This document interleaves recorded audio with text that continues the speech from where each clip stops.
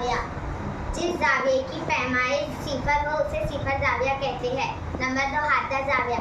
जिस जाविये की पैमाइश 90 से कम और सिफर से ज़्यादा हो उसे हादा जाविया कहते हैं। कायमा जाविया। जिस जाविये की पैमाइश 90 के बराबर हो उसे कायमा जाविया कहते हैं। मुनफरजा जाविया। जिस जाविये की पैमाइश 180 से कम और 90 से ज़्यादा उसे मुनफरजा जाविया कहते हैं।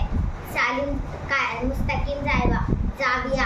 जिस जाविये की पैमाइश 180 के बराबर हो उसे 180 दर्जे के बराबर उसे मुस्तकिम जाविया कहते हैं। मुकर्ररा जाविया। जिस जाविये की पैमाइश